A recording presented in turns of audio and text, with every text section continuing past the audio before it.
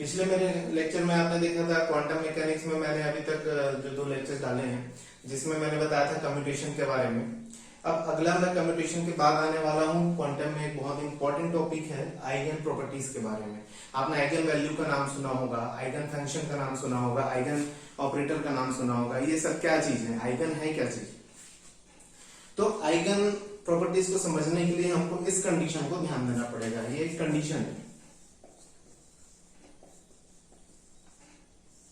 कैसी कंडीशन कि अगर मैं एक इक्वेशन इस तरीके से लिखता हूं जिसमें ए क्या है, यहां पर एक ऑपरेटर है, साइन एक फंक्शन है, इज इक्वल टू एक फिर से एक फंक्शन है साइन। तो ये जो साइन है वो यही साइन है। अगर किसी फंक्शन को, फिर से कह रहा हूं, अगर किसी वेव फंक्शन को किसी पर्टिकुलर ऑपरेटर के साथ ऑपरेट किया जाए तो उस केस में अगर फिर से मुझे वही फंक्शन मिलता है, सेम फंक्शन, तो उसके साथ जो कांस्टेंट टर्म बाहर आएगा उसको हम लोग कहते हैं आइगन वैल्यू।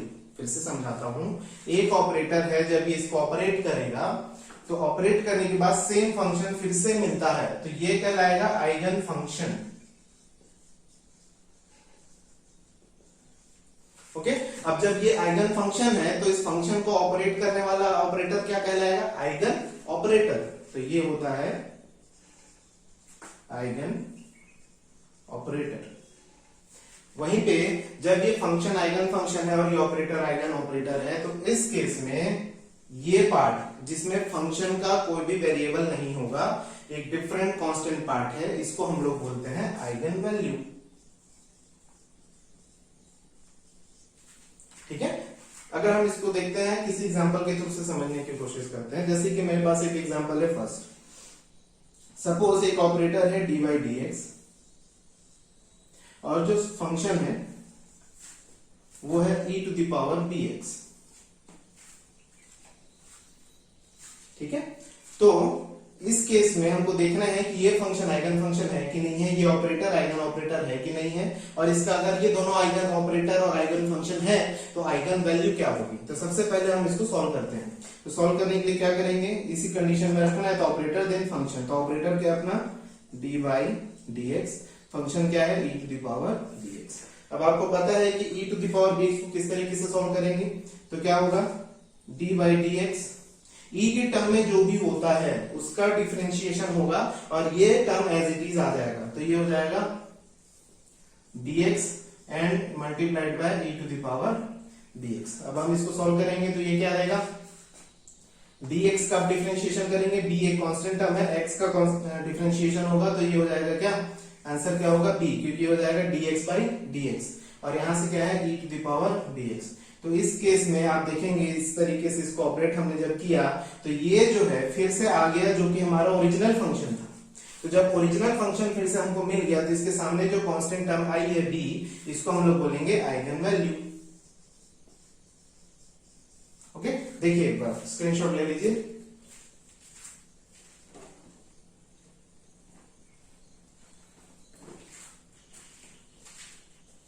आगे अब इसी केस में आप सोचिए ये b का जो टर्म है और d बाई dx को अगर मैं डबल कर दूं, कहने का मतलब d square upon dx square अगर ऑपरेटर हो और फंक्शन अगेन क्या हो e to the power dx, तो इस केस में क्या होगा, तो इसको हम कैसे ऑपरेट करते हैं, तो हो जाएगा d by dx e to the power dx। मतलब हमको पता है कि किसी ऑपरेटर का स्क्वायर क्या होता है, एक पर्टिकुलर फंक्शन को 2 बार ऑपरेट करना, क्यूब में क्या होगा 3 बार ऑपरेट करना, तो हम यहाँ 2 बार ऑपरेट कर देंगे तो ये हो जाएगा d बाई dx। इसका ऑपरेशन हमने किया है, ये आया था b into e to the power bx।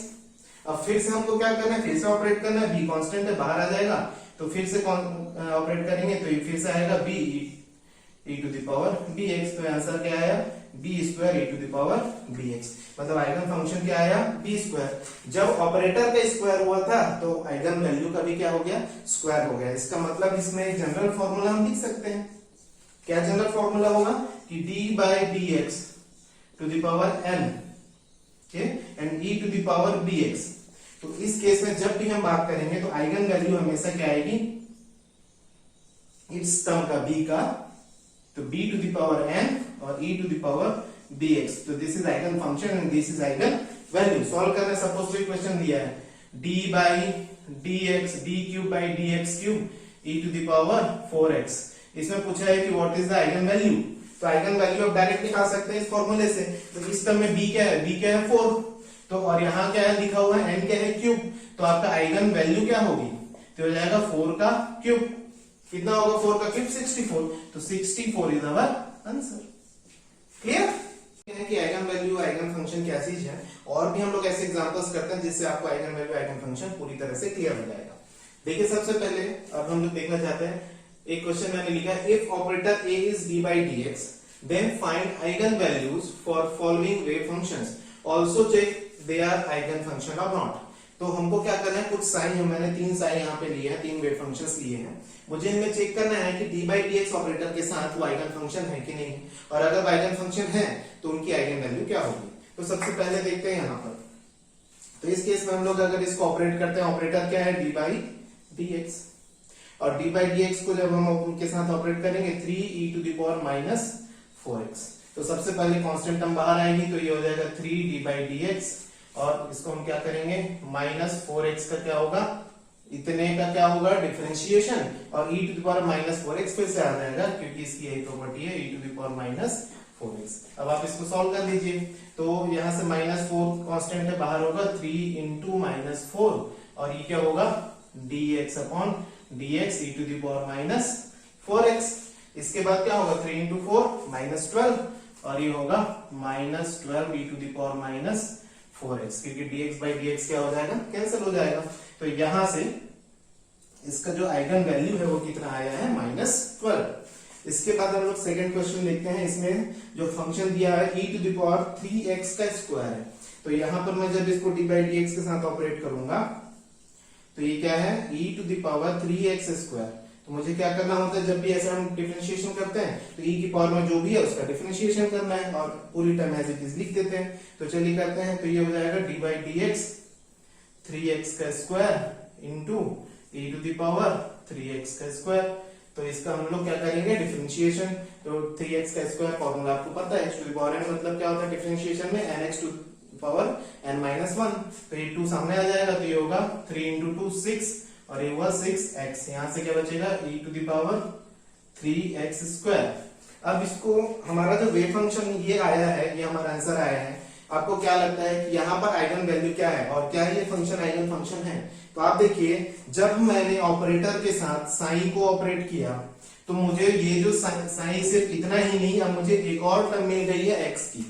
ध्यान से देखिएगा, मुझे सिर्फ ये टर्म नहीं मिली है, इसके साथ 6 भी मिला है, 6 के साथ क्या मिला है x, और x क्योंकि वेव फंक्शन का ही एक पार्ट है, तो इसका मतलब अब मेरा जो नया फंक्शन है वो ये है, ये नया है सर। चलो मैं इसको साइन डैश बोल देता हूँ, तो ये दूसरा फंक्शन है। तो ये फंक्शन जो पहले था, अगर मैं इसको साइन कहता हूं तो ये जो है operator a sine equals to a sine, इस वाले कॉन्सेप्ट को फॉलो नहीं कर रहा है। इसका मतलब मैं कह सकता हूं कि e to the power 3x square is not an eigen function for d by dx operator. It means d by dx is not an eigen operator for this. इसका मतलब यहां पर ये आइगन वैल्यू नहीं है, तो हम यहां लिख सकते हैं this is not an eigen function. Okay, next आप देखेंगे sign equals to sign 2x। तो sign equals to sign 2x में हमको करना क्या होगा, फिर से सेम चीज, हम इसको ऑपरेट करेंगे किसके साथ, d by dx के साथ। तो ये हो जाएगा d by dx और ये है साइन 2x। कैसे ऑपरेट करेंगे, तो साइन के साथ जो टर्म होती है उसको डिफरेंशिएट करते हैं, और साइन 2x का जो ऑपरेशन होता है वो क्या होता है cos 2x। तो फिर हम इसको लिख देंगे cos 2x। तो ये हो जाएगा d by dx 2x, और ये हो जाएगा d by dx का ये जो हो जाएगा वो क्या होगा cos 2x। मतलब मैं अगर लिखना चाहूं तो ये 2x का जो डिफरेंशिएशन है वो क्या हो जाएगा 2, और d by dx sin x का क्या होता है cos x। तो ये हो जाएगा 2 cos 2x। अब आप देखिए क्या ये जो वेव फंक्शन है वो पहले जैसा है नहीं। तो पहले का वेव फंक्शन sin 2x था, अब का वेव फंक्शन क्या है 2 cos 2x है। तो यहाँ cos 2x अगर वेव फंक्शन है तो ये मैच नहीं कर रहा है, मतलब ये फिर से इस वाली कंडीशन को फॉलो नहीं कर रहे हैं। तो ये sin 2x भी यहाँ पर आइगन फंक्शन नहीं है इस ऑपरेटर के लिए पर्टिकुलर, ठीक है। तो इस चीज का ध्यान रखना है। तो यहाँ पर भी this is not an eigen function. अब यहाँ पर हम लास्ट एक और क्वेश्चन में आते हैं, D square upon D x square और साइन फिर से हमने क्या दिया हुआ है sin 2x। तो अब अगर हम इसको सॉल्व करना चाहते हैं तो ऑपरेटर लिखते हैं D square upon D x square sin 2x। तो इसको कैसे ऑपरेट करेंगे, डी बाई डी एक्स दो बार ऑपरेट करना होगा sin 2x। sin 2x को मैंने जब एक बार ऑपरेट किया था, अभी देखें तो ये आंसर क्या आया था अपने को, D by d x 2 cos 2x ये आया था। अब वहां से 2 क्या हो जाएगा, बाहर हो जाएगा, and D by d x cos 2x का क्या होता है sin 2x, निगेटिव में तो cos 2x का होगा माइनस sin 2x, और 2 फिर से बाहर आएगा तो ये हो जाएगा into -2 sin 2x। Okay, answer क्या आया -4 sin 2x। ये तो अब बताइए, पहले हमारा जो वेव फंक्शन यहाँ क्या था, ओरिजिनल वेव फंक्शन हमारा sin 2x है, और पूरा ऑपरेट करने के बाद वेव फंक्शन फिर से क्या आया है sin 2x है।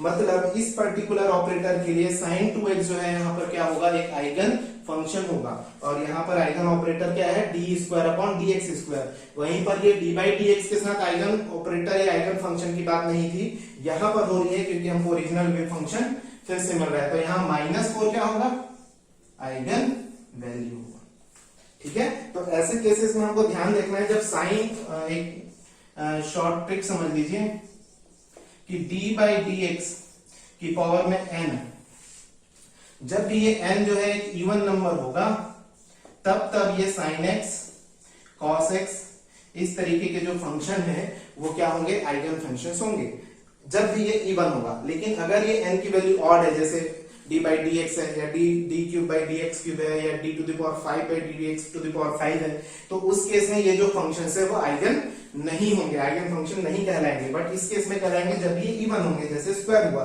क्योंकि जब ये दो बार ऑपरेट होते हैं तो तुरंत क्या हो जाता है, ये वापस रिटर्न आ जाता है, sin x cos x में जाता है, फिर cos x वापस किस में आ जाता है, sin x में। तो इस चीज का ध्यान रखना है हमेशा। पावर में देखेंगे, अगर d बाई डी एक्स की पावर में एक इवन नंबर है तो हमेशा इस टाइप के फंक्शंस क्या होंगे, आइगन फंक्शंस होंगे। तो इनकी आइगन वैल्यूज क्या होंगी, तो साइन के साथ जो भी होगा, अगर bx है यहाँ पर, तो ये जितना यहाँ पावर होगा तो b to the power n ही आपका क्या होगा, आइगन वैल्यू होगा, ठीक है, वो भी माइनस साइन के साथ। ओके, देखिए मैं कुछ क्वेश्चंस डिस्कस करने जा रहा हूँ जो नेटवर्क गेट में आए हैं, आइगन वैल्यू आइगन फंक्शन से रिलेटेड। तो इसमें से जो फर्स्ट एक क्वेश्चन हम देख रहे हैं गेट 2013 का।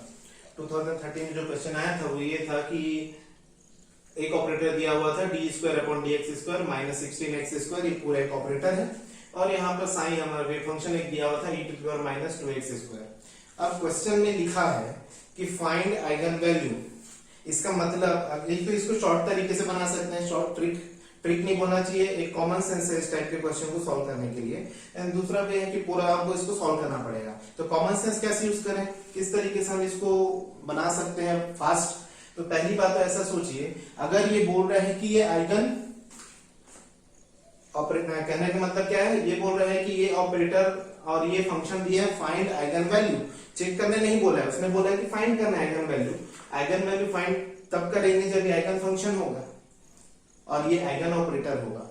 अगर क्वेश्चन बोल रहा है कि आइगन वैल्यू फाइंड करो, और ऑप्शंस में भी आप देखिए आइगन वैल्यू कोई ना कोई वैल्यू चारों ऑप्शंस में है, इससे आपको क्या पता चलता है कि ये जो फंक्शन है वो आइगन फंक्शन है और ये जो ऑपरेटर है वो आइगन ऑपरेटर है। अगर इनमें से कोई नहीं होता तो एक कोई ऑप्शन ऐसा होता जिसमें लिखा होता है कि this function is not an eigen function, but ऐसा कोई ऑप्शन है नहीं। तो चारों ऑप्शन में देखिए आप 4 आया, -4, 2, -2 ऐसे आंसर्स आए हैं। तो इससे हम एक चीज का पता लगा सकते हैं, ये तो आइगन फंक्शन है और ये आइगन ऑपरेटर है। और तो जब इसको सॉल्व करेंगे तो बहुत लेंथी दिख तो है सॉल्व करने में, बट शॉर्ट तरीके से अगर इसको निकालना चाहें इसका आंसर, तो देखिए D square by d x square है, इसको थोड़ी देर के लिए आप क्या कर दो, नेग्लेक्ट कर दो। नेग्लेक्ट इसलिए बोल रहा हूं क्योंकि आंसर ऐसा आया है, मतलब ये कहीं ना कहीं जाके कैंसिल तो होगा। ओके, तो शॉर्ट तरीके से हमको समझना है। अब मैं एक लाइन में कहूंगा इसका आंसर क्या होगा, तो सीधे देखिए ऑपरेटर क्या है, D square upon D x square, और फंक्शन क्या है -2x²। ये 2 बार ऑपरेट होने वाला है, ये 2 बार जब ऑपरेट होगा तो ये वैसे भी x का स्क्वायर एक बार 2x बनेगा और एक बार x बन जाएगा, एक बार 2x बनेगा और एक बार केवल 2 बन जाएगा, x तो वहां से हट जाएगा। और रही बात इसकी, तो ये तो बार बार बाहर आता जाएगा, तो 2 जब सामने आएगा तो -2 इंटू 2 क्या होगा -4, तो आंसर क्या हो गया -4।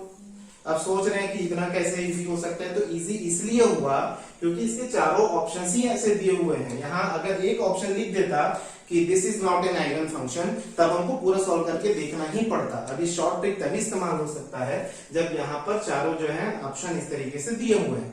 फिर भी हम इसको सॉल्व करके देखना चाहते हैं कैसे होगा, तो हम यहाँ पर सॉल्व इसको कर देते हैं। ठीक है, तो आंसर जैसे कि हमको सबसे पहले कंडीशन मालूम है, operator a sin equals to a sin जब होगा ये आइगन वैल्यू होगा, और इस कंडीशन में हम इसको रख देंगे this is our operator, this is our function.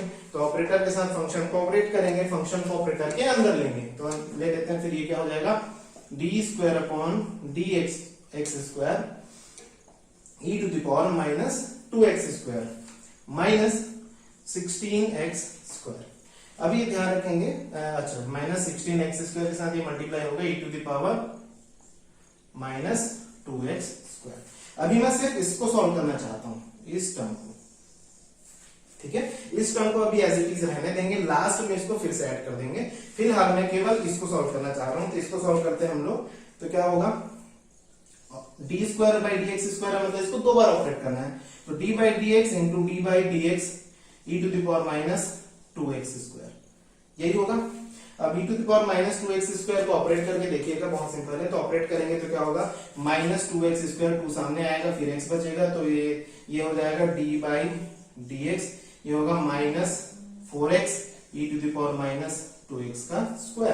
अब ये फिर से जब हम इसको डिफरेंशिएट करेंगे तब क्या होगा, -4 तो ऑलरेडी बाहर है, और माइनस यहां से फिर से क्या बनेगा -4x,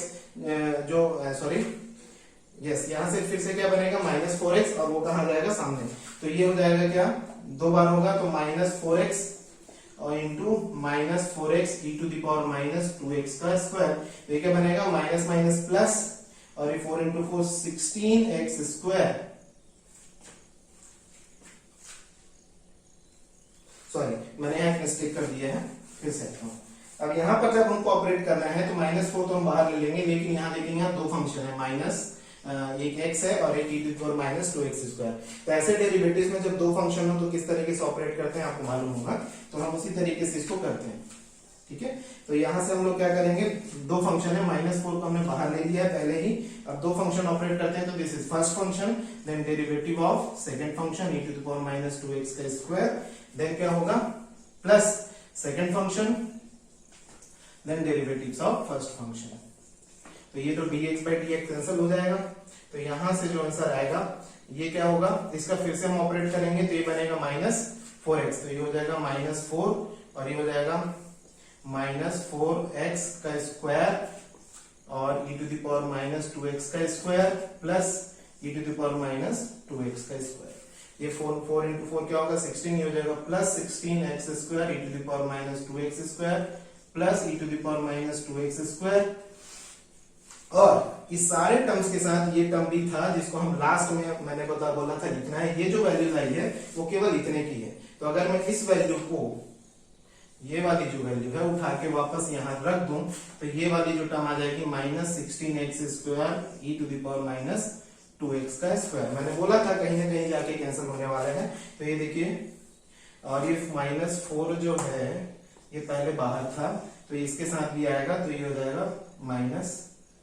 ओके, अब क्या करना है अपने को, ये तो कैंसिल हो जाएगा, प्लस और माइनस में आंसर क्या अपने पास बचेगा -4 e to the power -2x²। ये हमारा ओरिजिनल वेव फंक्शन था e to the power -2x², तो हमारा जो आंसर होगा वो क्या होगा -4।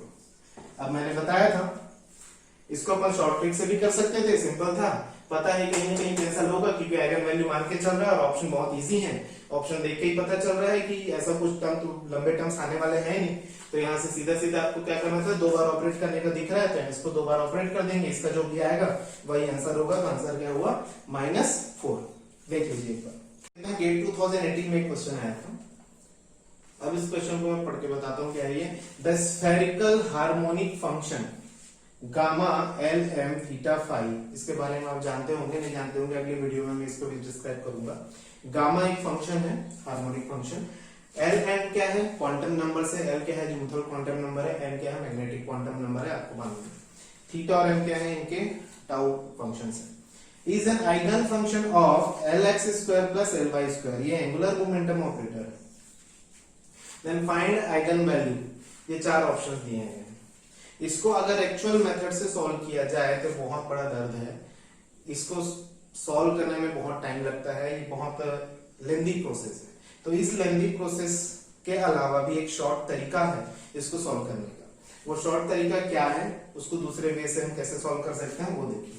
तो आप सॉल्यूशन देखते हैं। सबसे पहले आपको पता है कि एंगुलर मोमेंटम होता क्या है ऑपरेटर, तो L x plus L y plus L Z.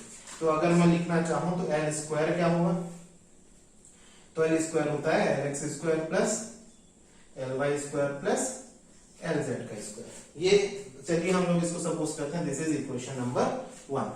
अभी क्या है, एक और इक्वेशन है जो कि आपने एटॉमिक स्ट्रक्चर में पढ़ा होगा क्लास 11th में। एटॉमिक स्ट्रक्चर में angular momentum L equals to क्या होता है, root over L into L plus 1 H cut या एच अपॉन 2 ये होता है क्या, एंगुलर मोमेंटम ऑपरेटर या एंगुलर मोमेंटम जो हमने पढ़ा है एटॉमिक स्ट्रक्चर में। स्पिन के लिए भी ऐसा ही होता है कि स्पिन क्वांटम नंबर के लिए, और ये क्या है एजीमुथल क्वांटम नंबर के लिए। ठीक है, तो एजीमुथल एंगुलर मोमेंटम कहलाता है ये इक्वेशन। इसको हम लोग दे देते हैं इक्वेशन नंबर 2।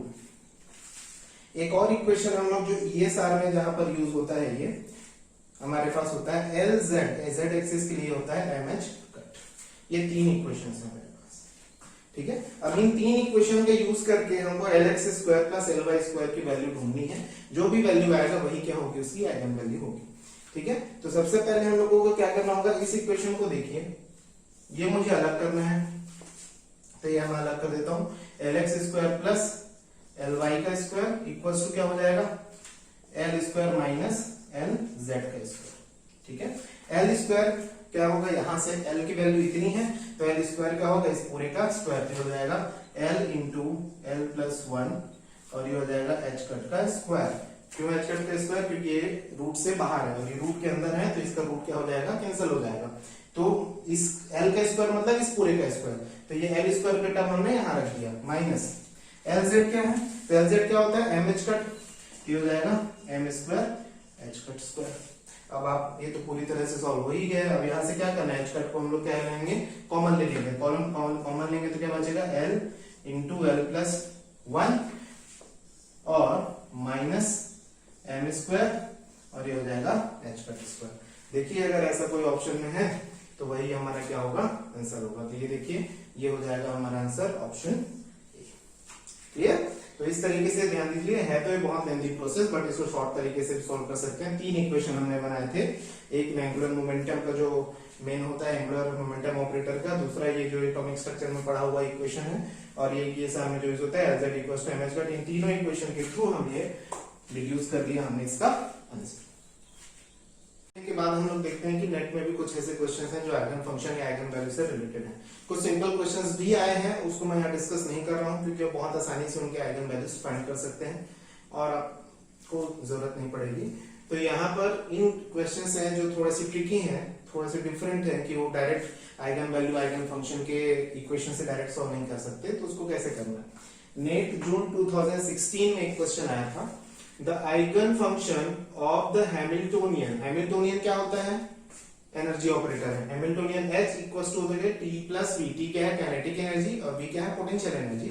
तो kinetic energy plus potential energy बनता है Hamiltonian, that is Hamiltonian operator of harmonic oscillator. Harmonic oscillator आप समझते ही हैं, हार्मोनिक ऑक्सीलेशन का पूरा कॉन्सेप्ट है क्वांटम मैकेनिक्स में। वैसे मेन पार्टिकल्स जो हम पढ़ते हैं जैसे कि 1D box, simple harmonic oscillator, है ना, इसी तरीके की रिजिड रोटेशन, तो इसमें से एक है हार्मोनिक ऑक्सीलेटर। तो इसकी बात हम लोग कर रहे हैं। तो इस केस में अभी पूछना चाह रहे हैं कि हैमिल्टोनियन ऑपरेटर है, तो इसके साथ इनका क्या, कौन सा ऑप्शन जो है करेक्ट है या कौन सा स्टेटमेंट जो है सही है। तो बोलना चाह रहे हैं eigen function of T as well as V, तो इनका जो आइगन फंक्शन है वो इसके जैसा होगा, इसके जैसा सेट होगा। ये इनका क्वेश्चन है। तो वैसे ही ऐसे पूछना चाह रहे हैं कि हैमिल्टोनियन का रिलेशन, हैमिल्टोनियन का जो आइगन फंक्शन है वो काइनेटिक एनर्जी और पोटेंशियल एनर्जी के जैसा होगा कि किसी एक के जैसा होगा कि दोनों के जैसा नहीं होगा, वो पूछना चाह रहे हैं। तो सॉल्यूशन में हम देखते हैं कि मेरे पिछले वीडियो लेक्चर में मैंने आप लोगों को कम्यूटेशन पढ़ाया था, उसमें छोटा सा थ्योरम था, रूल था कि if two operators commute with each other, ध्यान से सुनेंगे, if two operators commute with each other then they have the same set of eigen functions and same set of eigen values. ठीक है, तो same set of eigen function है जब दोनों क्या होंगे, आपस में कम्यूट होंगे। ये बहुत इंपॉर्टेंट है। तो यहां मैंने लिख दिया है if A operator and B operator का जो कम्यूटेशन है वो 0 होगा, it means they commute then they have the same set of eigen functions. तो हमको वही चेक करना है। तो आपको पता है कि हैमिल्टोनियन क्या होता है, t प्लस v। ठीक है, और यहाँ पर t क्या है, काइनेटिक एनर्जी ऑपरेटर, जो कि क्या होता है माइनस h का square by 2m D square upon dx square. और यहाँ पर v क्या होगा, हाफ kx स्क्वायर, क्योंकि ये फोर्स कांस्टेंट वाली बात है। क्योंकि हम लोग बात करें किसकी, हार्मोनिक ऑक्सीडेशन, ऑक्सीडेशन मतलब वाइब्रेशन, वाइब्रेशन में फिर हम लोग ये फोर्स कांस्टेंट किया जाता है, तो ये पोजीशन है। तो हाफ kx का स्क्वायर, ये क्या बन गया v, v means potential energy, और ये क्या है काइनेटिक एनर्जी। अब आप बताइए, इन फंक्शंस को देख के लगता है कहां से ऐसा कि ये फंक्शन और ये फंक्शन, मतलब क्या h ऑपरेटर t के साथ कम्यूट करेगा, किसी हाल में नहीं करेगा। आप ऑपरेटर्स देख लो, बिल्कुल ही अलग अलग है, इनके अलग पैटर्न से, इनके अलग पैटर्न से। जब इसको सॉल्व करेंगे तो कभी भी ये वैल्यू 0 नहीं आएगी। हमने देखा था पिछले क्लास में, मैंने पिछले वीडियो लेक्चर में बताया था कि जो काइनेटिक एनर्जी ऑपरेटर है वो पोजीशन मोमेंटम के साथ क्या है, कम्यूट करता है। क्यों कम्यूट करता है, उसके पीछे रीजन था, क्योंकि इसमें था D square upon D x square, और मोमेंटम में भी होता है माइनस आई एच का डी बाई डी एक्स। तो डी बाई डी एक्स और इसका जब मल्टीप्लीकेशन होता है तो फाइनली जाके वो एक दूसरे को 0 कर देते हैं, बट ये आपस में 0 नहीं होंगे। और ठीक उसी तरह से क्या होगा, H ऑपरेटर V ऑपरेटर के साथ भी कम्यूट नहीं होता है, सॉल्व करके देख सकते हैं। और वैसे ही T और V भी आपस में कम्यूट नहीं होते हैं। तो बहुत सिंपल है, जब ये आपस में कम्यूट ही नहीं होते हैं तो इनके आइगन फंक्शंस जो होंगे, सेट जो होंगे, वो एक जैसे नहीं होंगे। तो ऑब्वियसली इसमें से जो आंसर होगा वो डी होगा, eigen function of neither T nor V, same as किसके, हैमिल्टोनियन के। ओके, तो ये हमारा आंसर है। नेक्स्ट क्वेश्चन आप देखिए, दिसंबर 2014 का जो है मैं क्वेश्चन पढ़ रहा हूं, ध्यान से देखिए। Angular momentum Lz is equal to minus I h का d by d x, d x नहीं है वो डी फाई है ना। तो has eigen function of the form e to the power i a phi which condition satisfy for all values of a. और इसमें ये भी नोट में लिखा गया था कि the value eigen values must be unchanged. ठीक है, तो यहां पर हमको देखना है, ये बोल रहा है कि ये इस फॉर्म में आइगन फंक्शन है इस ऑपरेटर का। ठीक है, तो वो इस ए के लिए ऐसी चारों में से, ऑप्शन में से कौन सी ऐसी वैल्यूज हैं जो हर एक सिचुएशन में ये सभी वैल्यूज जो है इस इक्वेशन को सेटिस्फाई करेंगी। तो ये आगे हम लोग पढ़ेंगे क्वांटम मैकेनिक्स में, आपने बीएससी एमएससी में पढ़ा भी होगा कि एलजेड ऑपरेटर जो होता है minus I H cut D by D phi, इसके लिए जो आइगन फंक्शन है वो ई टू दी पावर क्या होता है, आई एम फाई। ठीक है, ये होता है। क्वेश्चन में दिया क्या है, आई ए फाई, तो कंपेयर कर लीजिए, e to the power i a phi दिया है क्वेश्चन में। तो ये ए किसकी जगह है, एम की जगह। एम क्या होता है, मतलब यहाँ एम इज इक्वल टू क्या है, ए है, और एम क्या है यहाँ पर, मैग्नेटिक क्वांटम नंबर। ठीक है, तो क्योंकि ये इस तरीके का फंक्शन होता है और ये दिया ऐसा है, तो यहाँ ए जो है एक्चुअल में एम की जगह रखा हुआ है, और एम क्या होता है, मैग्नेटिक क्वांटम नंबर। तो ए भी यहाँ पर क्या है, मैग्नेटिक क्वांटम नंबर। और मैग्नेटिक क्वांटम नंबर की वैल्यू जो होती है वो क्या होती है, माइनस L2 प्लस L। ध्यान से देखिए, L की मैग्नेटिक क्वांटम नंबर की वैल्यू क्या होती है, माइनस L2 प्लस L, यही वैल्यूज बस होती हैं। अब L क्या है यहाँ पर, आपको तो पता है L क्या होता है, एजीमुथल क्वांटम नंबर। अगर ये अजीमुथल क्वांटम नंबर है, आपको पता है कि एल की वैल्यू 0 होती है, 1 होती है, 2 होती है, 3 होती है। इससे ऑर्बिटल का भी पता चलता है, 0 है तो एस ऑर्बिटल, 1 है तो पी ऑर्बिटल, 2 है तो डी, 3 है तो एल, देन जी। ऐसे जो ये ऑर्बिटल्स का रिप्रेजेंटेशन जो है अजीमुथल क्वांटम नंबर से होता है।